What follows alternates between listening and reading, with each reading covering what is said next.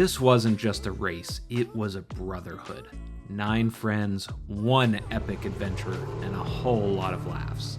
Come along for the ride as we tackle the Baja 1000 and discover the true meaning of camaraderie, and maybe lose a friend or two in the desert along the way. This was the plan: fly to San Diego, pick up a Sprinter van, and get across the border to Mexico. Once there, we'd watch the Baja 1000 race, eat tacos, drink margaritas, and have a great time. Little did we know the adventure would turn out to include a lot more. Our group touched down in San Diego, a motley crew of car enthusiasts united by a shared thirst for adventure and a deep-seated love for all things automotive. We had our sights set on the legendary Baja 1000. 2 of the others had driven down the day before. This was a bucket list item for many of us, but the festive atmosphere we anticipated was filled with a somber reality. Just hours before our arrival in Ensenada, tragedy had struck. 2 spectators had lost their lives at the tech inspection, their dreams of witnessing the race eclipsed by a horrific accident. We are following developing news out of Mexico, where at least 2 people were killed and others were injured at the Baja 1000 off-road race yesterday. The news cast a long shadow over the event, a stark reminder of the raw, untamed power that lay at the heart of the Baja 1000. This wasn't just another race, it was a brutal test of man and machine, a 1,000-mile gauntlet through the unforgiving Mexican desert where danger lurked around every corner. Most of the years, the race is a loop, but some years it's point A to point B along the length of the Baja Peninsula. This year happened to be a loop year. Despite the somber undercurrent, the allure of the Baja 1000 remained undeniable.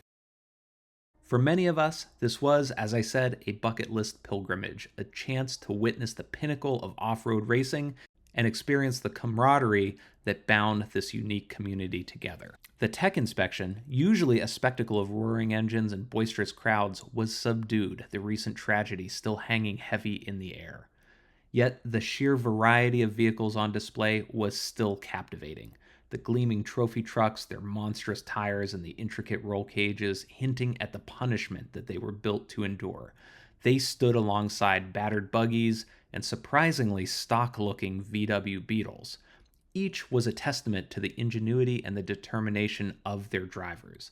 The fact that these VW Bugs could make it down the same rutted paths as the trophy trucks is astonishing. We dove headfirst into the festivities, fueled by Eric's expert guidance and a steady supply of Tecate. His insider knowledge led us to hidden gems like the Municipal Building Bar, a dimly lit oasis serving up potent margaritas in the heart of a government office. This is a concept that left us Americans both bewildered and envious. But I'd happily sign a petition to have a bar when I go to jury duty or to the DMV. The race didn't start until tomorrow, so tonight was when the town partied. First, we were off to Papas and Beers, where there's a large stage set up in the street and tons of music. We go through security, get a bunch of beers and some appetizers, but it's too loud for us old geezers, so we decide to move on. Oh, and they had these dudes going around trying to loosen us up by rubbing our shoulders and blowing a whistle, trying to get us to tilt our head back and do shots straight out of the bottle. The funny thing is that system would actually work way better if they had women doing the massaging and trying to loosen us up. Then we head to Husong's, which is a bar that supposedly is where folks like Steve McQueen and Marilyn Monroe used to drink. This place is elbow-to-elbow people, and there is a mariachi band inside. We hang there for a bit, do some shots, and then head to another spot. The race itself is an assault on the senses. The ceremonial start in town, a parade of roaring engines and cheering crowds, gave way to the raw intensity of the desert course. The race participants drive on regular city streets on their way out of town, so we just kind of followed one of the trophy trucks since we didn't exactly know where we were going. Once outside Ensenada, we lost track of the course, but we chased these dust devils kicked up by the trophy trucks, and we aimed for the circling helicopters overhead, navigating 2-lane roads and scrambling for vantage points to witness the spectacle unfold. The sheer endurance of the racers was awe-inspiring. We watched in disbelief as motorcycles, buggies, and trucks battled their way through the seemingly impossible terrain. their drivers pushing themselves and their machines to the absolute limit.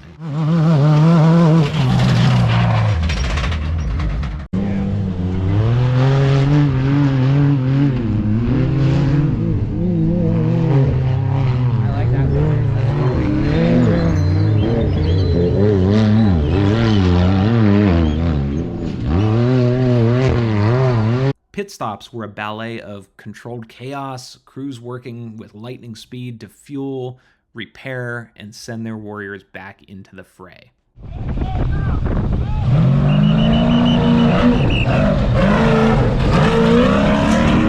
We decided to make the 150-mile trek out to San Felipe on the Sea of Cortez side of Baja. They're running the course backwards this year, and that kind of throws us off from the timing for all the usual spectator spots. So we figure we've got time to get out there, have some dinner, and set up to watch more of the race. Luckily, when we did a little recon drive while it was still daylight to check out one pit stop area, we quickly realized the sprinter wouldn't make it down that road. So we turned back, quite happy that we didn't figure this out in the dead of night. Departing San Felipe, though, we saw a fireworks store and had to pull over. The owner of the store was all too happy to demonstrate various fireworks in the parking lot to help close the deal, and we were probably his best customers of the week. But more on setting off the fireworks later. One of the most memorable moments was our impromptu desert campfire.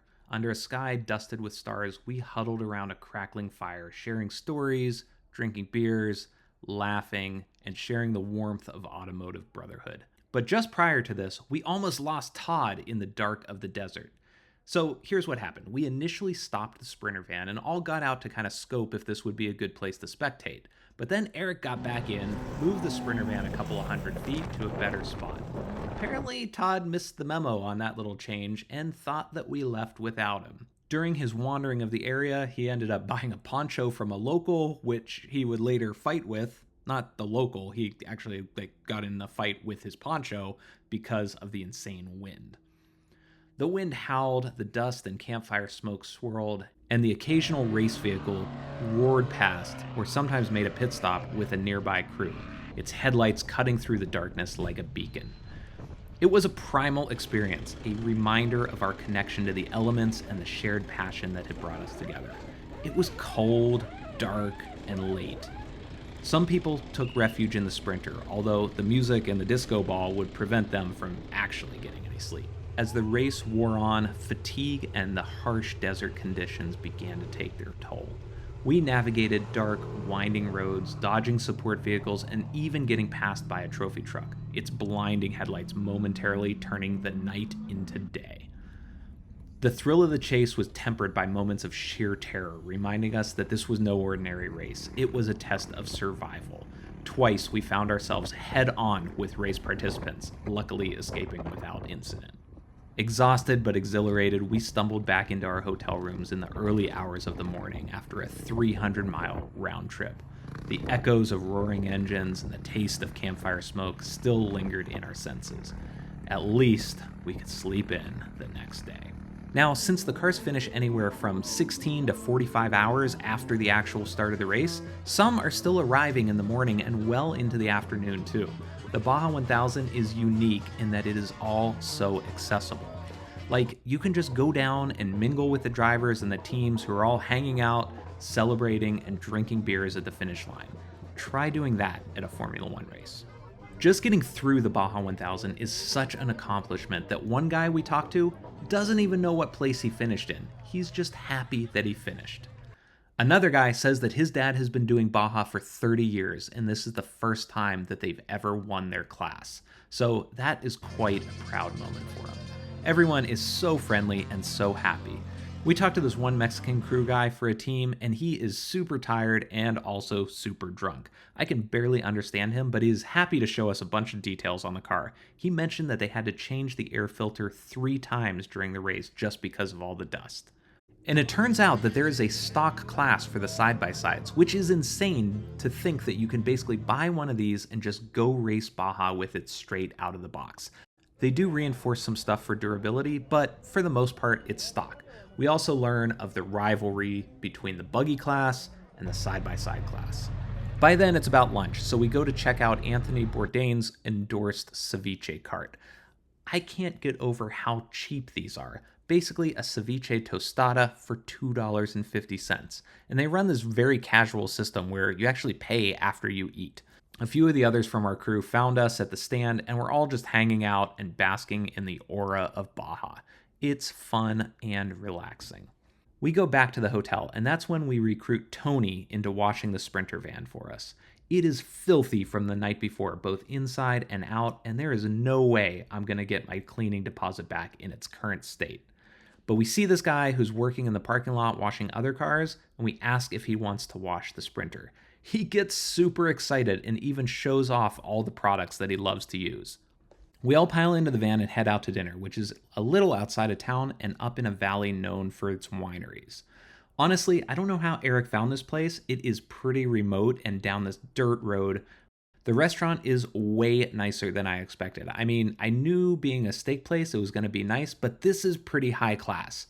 Looking around too, it didn't feel like a lot of tourists were here. It seemed like a mix of a lot of locals and kind of very well-to-do looking locals. Lots of folks wearing what I would call Western attire, including like cowboy hats.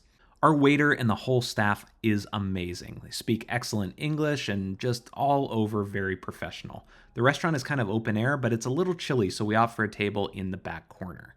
Another interesting thing about this restaurant is the dogs roaming around. Not like stray dogs, and they aren't begging at all, but they're just kind of like part of the ambiance. They're there, they're chill, they're friendly dogs. Our next mission after dinner is to set off all the fireworks we bought, since we didn't get a chance to do it during the race. There were a couple reasons we couldn't do it during the race. First of all was a bunch of teams had fuel canisters near us, and it also started raining.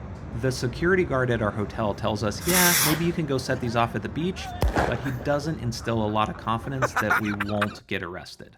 We set off a few of the fireworks on the beach, but we start to get nervous that we might actually get in trouble for doing this. But luckily, there's a group of drunk teenagers hanging out on the beach too. At first we had avoided them, thinking, they might be kind of rough or in a gang or something, but then we came up with a great plan. Give them the fireworks. What a great act of charity and a win for us too. Some people come down to Mexico and they give kids food or toys or clothing, but we gave them fireworks. And I think that had more of an impact on their lives, and they liked the fireworks even better.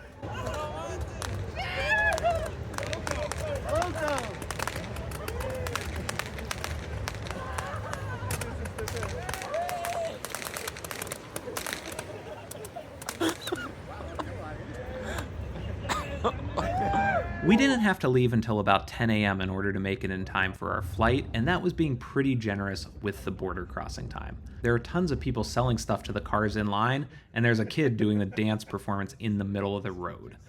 We don't buy anything, not even the Donald Trump bust with the bandage on his ear. For lunch, we're trying to figure out a plan, and then David suggests we go to his aunt's restaurant in San Diego called The Big Kitchen.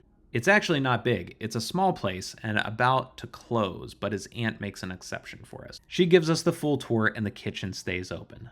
She is such an interesting character, and actually, Whoopi Goldberg used to work in the restaurant with her. We do have to rush through lunch a little bit so that we can get the Sprinter back to the parking lot drop-off and then get on a shuttle to the airport. We board our flight with a feeling of gratitude, friendship, and accomplishment. The Baja 1000 was more than just a race. It was a journey of discovery. It challenged my perceptions of Mexico, revealing a country of warm hospitality, breathtaking landscapes, and a deep-rooted passion for off-road racing. And it strengthened the bonds of friendship, forging memories that would last a lifetime. And it left us with a profound appreciation for the human spirit's resilience and the allure of pushing boundaries. The trip was a roller coaster of adrenaline and relaxation, laughter and awe. It was a testament to the power of shared experiences and the enduring appeal of chasing dreams, even when they lead us down a dusty, unknown road in the heart of the Mexican desert. As always, thanks for watching.